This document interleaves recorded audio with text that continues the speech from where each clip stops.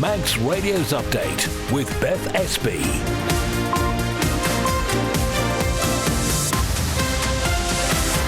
Well, first, good evening. How is your Monday going so far? Welcome to your half-hour rundown of what's been happening news-wise on the Isle of Man so far today. Coming up, we'll have the latest on the story we've been investigating over the past few weeks, where some residential gas customers have been charged commercial rates. More on that in a moment. Also tonight, a plea to DOI over proposed mountain road closures. Plans are agreed, which would see Travelodge open their first hotel here, and the Isle of Man welcomes its new bishop. All that, plus of course with the return of those weather warnings, we'll have the latest forecast and keep an eye on traffic and travel as well. All that before 5:30. We'll start with a roundup of today's main news headlines with Lewis Fastamai. Treasury Minister Alex Allinson says it's time difficult decisions are made to ensure the island's pension fund doesn't run out. The date the fund's going to run out is coming closer and closer. We need to do something about this. A report published last year predicts the national insurance pot could be exhausted by 2047 if changes aren't made. Travelodge has agreed a 30-year lease with the developers of the Villiers Square site in Douglas. Construction of the 80-room hotel is due to start in the new year. The island's new bishop says the church must prioritise the well-being, safety and welfare of its most vulnerable members. And to do so with transparency, accountability and truthfulness. Patricia Hillis's comments come following the resignation of the Archbishop of Canterbury, Justin Welby, who stepped down after a review found he should have taken action against a paedophile. People are being invited to consider whether prison works on the Isle of Man. A prison reform charity which seeks to reform the criminal justice system will be leading the latest meeting of the Positive Action Group at the Manx Legion this evening. And nominations are now open for the 2024 Isle of Man Sports Awards. Names can be submitted across 12 categories, including Sportsman and Sportswoman of the Year. In the latest international news, the UK Defence Secretary has refused to confirm if the country will follow the US and agree to Ukraine using long-range missiles in its fight with Russia. The Kremlin has warned that Joe Biden's decision adds fuel to the fire and could escalate tensions. Meanwhile, as world leaders gather at the G20 summit in Brazil, Sir Keir Starmer has met Chinese President Xi Jinping. The UK Prime Minister says he wants to engage honestly on subjects like Ukraine and Hong Kong. A former soldier from Wales who posted "Civil War is here" on Facebook after the Southport attacks has been jailed for 2 years.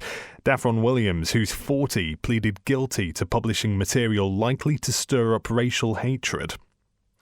And Buckingham Palace says the Queen's dog, which she adopted 13 years ago, has died. It says the Jack Russell Terrier, named Beth, brought Camilla such joy and even featured on her coronation gown. Those are the headlines. I'll be back with the news at 6 o'clock. Thank you very much indeed, Lewis. Now the weather brought to you by Manx Glass and Glazing. And I mentioned those weather warnings. There are 2 in place at the moment. So first of all, there's a yellow weather warning, which was in place from 3 p.m. today. That's for sleet and hill snow. That's in force until 4 a.m. tomorrow. There's a second yellow weather warning. That's for icy patches. That comes into force at 3 a.m. tomorrow, and that will be until midday tomorrow. So the general forecast, cloudy, so outbreaks of rain or sleet and snow over the hills. This will gradually clear overnight. The skies will begin to clear, leading to that risk of icy patches by the end of the night. Mainly fresh east or northeast winds and a minimum temperature of around 1 Celsius. Again tomorrow, cold, icy patches to start, but otherwise sunny spells, moderate to fresh, mainly northerly winds, and top temperatures tomorrow will be around 6, so much colder than it has been. There will be the risk of wintry showers later tomorrow in the evening and overnight into Wednesday. Sunset this evening will be at 12 minutes past 4. Sunrise tomorrow morning will be at 5 to 8. Manx Glass and Glazing can supply and install single, double and triple glazing. Call 674 573 or visit the showroom on the Snugborough Trading Estate. Many people are struggling. You can help by volunteering or making a donation to Isle of Man Food Bank, whether it be food or essential items or financial support. Please call 646 999, brought to you by Descon Office Interiors. A great night's sleep got even better with Zed's Bedding Store. From quality Bell-Dawn bed linen and mattress protectors, fleece and woven throws to luxury duvets from the fine bedding company. Zed's Bedding Ramsey, next to Isle of Man Bank. Reach the Isle of Man's biggest radio audience with Manx Radio. Airtime, sponsorship and digital opportunities available. For more information on how we can help your business grow its market share, contact the friendly, experienced team on sales at manxradio.com. For a wide range of wood-burning stoves and a complete installation service, visit The Snug in Ramsey. And we don't stop there. Kiln-dried firewood and full aftercare service, including chimney sweeps and maintenance. Call The Snug in Ramsey. You're listening to Update on Manx Radio. It's coming up to 6 minutes past 5, and you'll be pleased to know, no doubt, that we are just hours away from November Tynwald. I'm joined in the studio now by John Moss, who's been taking a look at the agenda and the question paper. John, the highlights this month, you reckon? Well, we've heard the new bishop, talking about protecting the lowly paid in our society. And interestingly, the first item after the question paper, 24 questions, is progress on recommendations on poverty, on housing and homelessness. The Minister for Infrastructure to make a statement. So presumably that's the sort of angle that the new bishop, Trish the Bishop, is pursuing. But after that, there's lots of other things that could produce quite lengthy debates. The next one, indeed, on the agenda is about the Manx National Insurance Fund. Now, we've heard Alex Allinson saying that the triple lock is being considered to be taken away.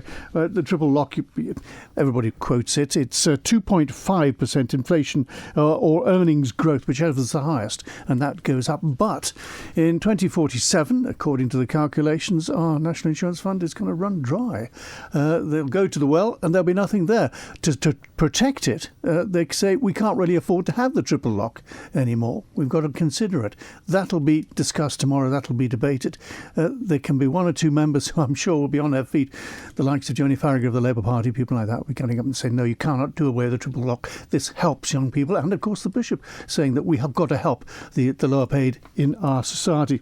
Apart from that, there's some interesting things that are coming up as a spin-off from Tynwald, the petitions for redress of grievance. One of them is about the film industry, which we've heard quite a bit of in the last week, whether we should consider resurrecting the film industry. In its time, the film industry, when it started off, brought the big names, and it seemed to be bringing quite a bit of cash our way. And then, of course, there was that big row about the 26 million. Did, in fact, we lose it all? Was it a total loss? Or, in fact, was other money coming in because of this? Whatever happened, the film industry sort of quietly disappeared, apart from one or two appearances in terms of serials occasionally since then. And the question that David Ashford is asking, should we consider again that it is a useful money earner when we are looking in this island for money earners? There's another petition for redress of grievance. Two of them came forward. 16 out of 23, I think it was, at Tynwald were deemed to be OK. They passed, ticked all the right boxes. Only two of them have been picked up by members, and Mr. Collister has picked up the other one, and this is on dyslexia, dyscalculia, dyspraxia and dysgraphia. Petition for redress of grievance is basically asking that more effort, more be put into these to help people who have these complaints. The Manx Care never is far from the debating arena, and the second oral answer, a starred question, comes from Mr. Morehouse. What discussions that the Minister for Health and Social Care, who of course is the Chief Minister, had with the Manx Care Board prior to the announcement the Council of Ministers would not fully endorse some of the cost-saving proposals brought forward, and whether a new list of cuts have been agreed with the Council of Ministers. Now, it's likely, I think, that Mr. Cannon will say talks are underway. They are having discussions. He's not going to produce a sort of shopping list of these are the things we've agreed on, but we must wait and see. Redundancy packages. What redundancy packages have been offered to staff at the Rayton Bay residential care? Other questions. Mrs. Edge wants to know if the Minister for Treasury will publish the business case presented to him as shareholder for the change in fare structures recently announced by the steam packing company. Now, of course, when Alex Allinson gets up, he always says this is an arm's length company. I can't say anything about it because they're running their own affairs.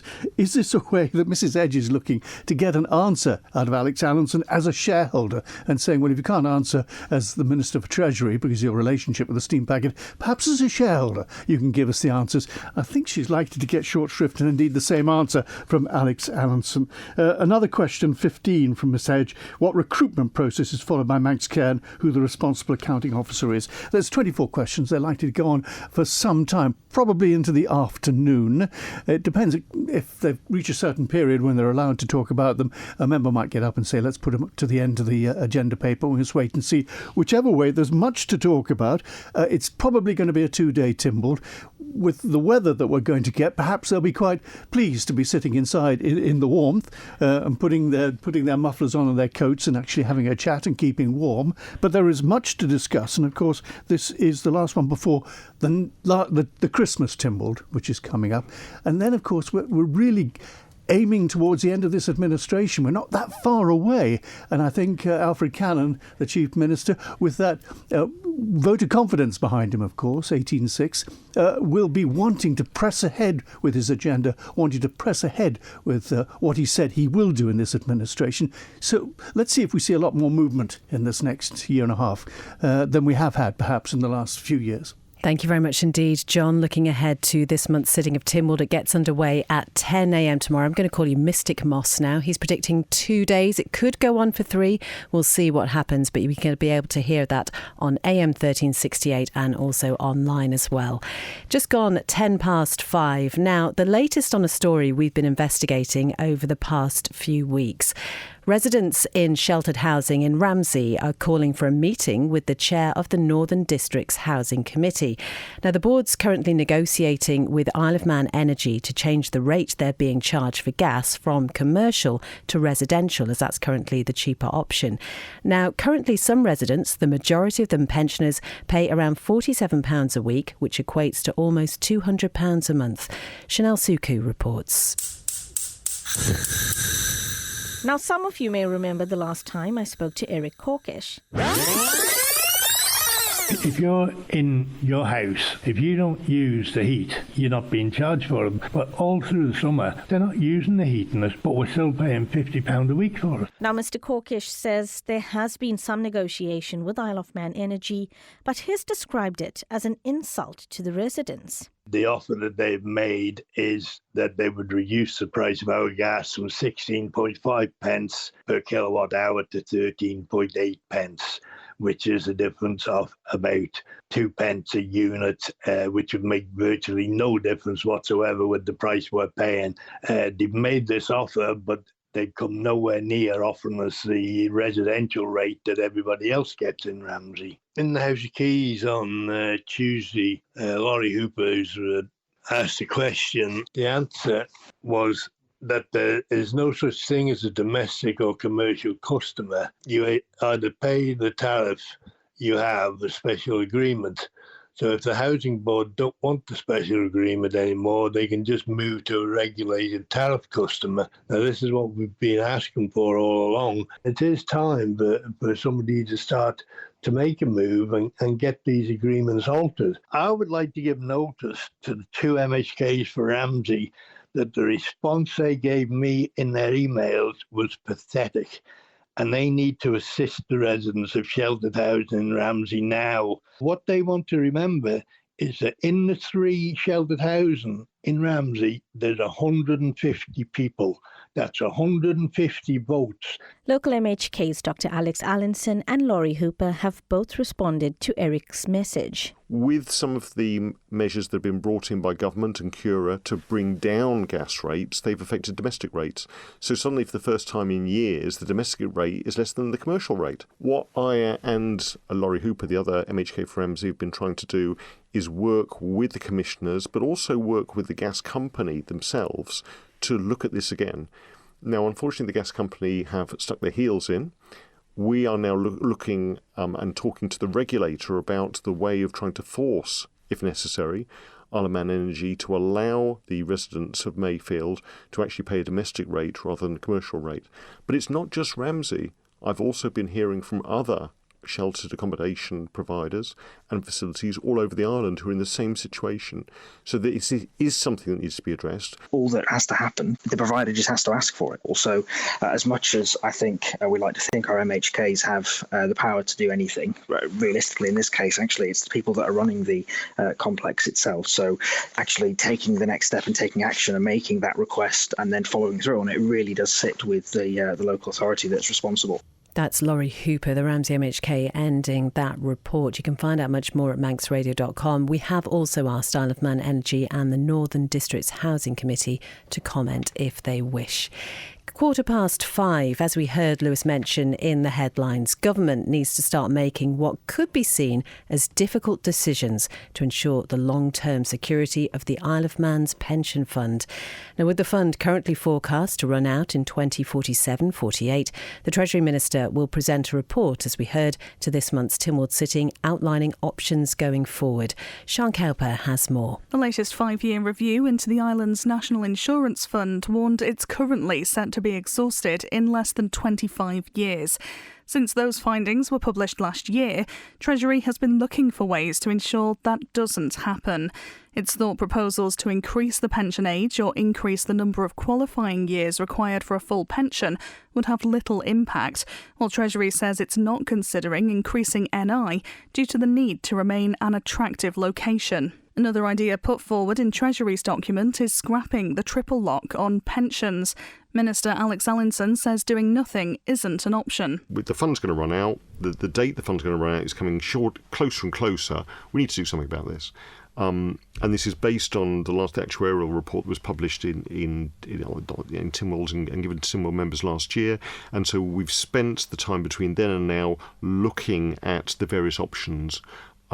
What we've also said in this report is I will be coming back with a further report before the budget next year, and then we will carry on this conversation at the budget next year, because, as you say, I've been saying for quite a while now, we need to start making what may be seen as difficult decisions, but they are, in my opinion, the right decisions, and I want to make sure that those are explained and understood and accepted by the other members of Tynwald. Similar concerns about the future of the fund were raised a decade ago when former Air MHK Eddie Tia was the Treasury Minister. He believes action should have been taken sooner. I must admit I'm disappointed it's taken 8 years for this to come to the fore again, because it was quite clear from the UK government actuarial reports into the stability of our NHI fund that it was going to reach tipping point unless we did something about it. And I was disappointed in a way that the first decisions of the 2016 administration and the 21 administration was to continue the triple lock for the duration of the administration. And I wonder how many members had the time or the opportunity to have a look at the data to enable them to make an informed decision. Tynwald will be asked to receive the proposals and, in an amendment from Ramsey MHK Laurie Hooper, support the principles outlined in the document when the court sits from 10 o'clock tomorrow morning. Sian Cowper reporting. Manx Radio Travel, driven by Quayside Tyres and Service Centre.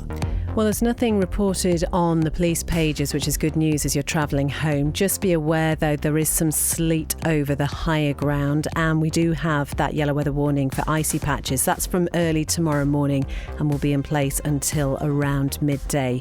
Down at the airport, though, all looking good, and with the steam packet, the Manxman is due into Douglas just after 6 p.m. and will be heading out for Heysham again at 7:45. As ever, if you spot something when you're out and about and you're able to let us know, that would be great. 166 177 is the text number, or you can email studio@manxradio.com. Ask how you can spread the cost interest-free at Quayside.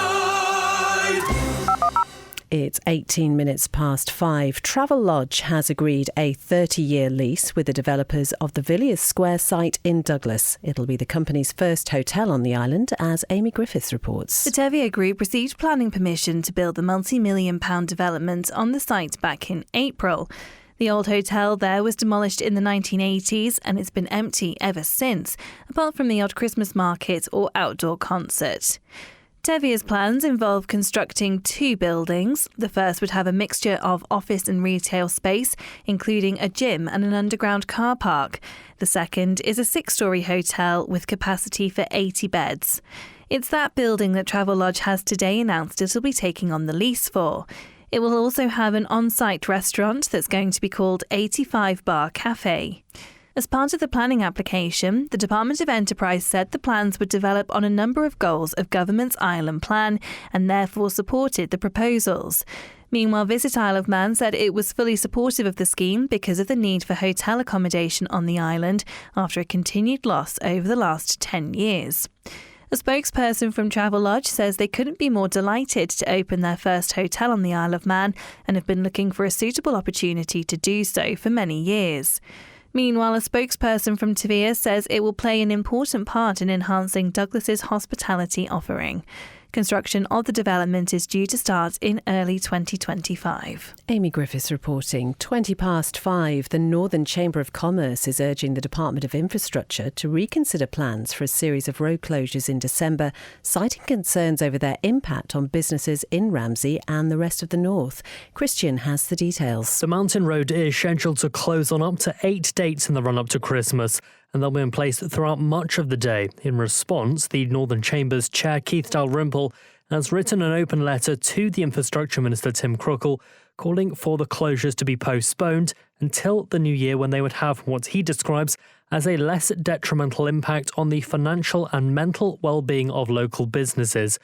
He warns the closures could harm retailers who rely heavily on pre-Christmas trade, accusing the department of failing to consider the big picture and consequences for individuals and their livelihoods.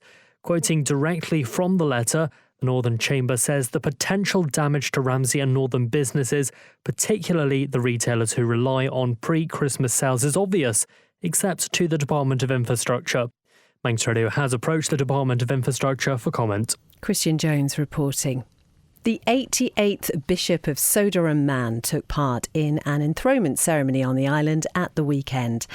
After the event at Cathedral Isle of Man in Peel, Patricia Hillis, or Tricia as she likes to be known, spoke of the importance of using Manx language and local references. Well, actually, I loved the fact that the journey was encapsulated really by the walk from the ancient cathedral through the streets of Peel and being able to sort of wave at people as they waved back through the shop windows, arriving into the cathedral itself here, and just to be welcomed into such a significant community and a place that has been full of faith and rich joy and challenge. So it's just been wonderful. Lovely to hear you embracing some Manx language in the words of the blessing, and there was we had some Manx music as well, and we had one of the readings delivered in Manx, and your sermon was crafted around images taken from the island. So the island culture is obviously very important to you.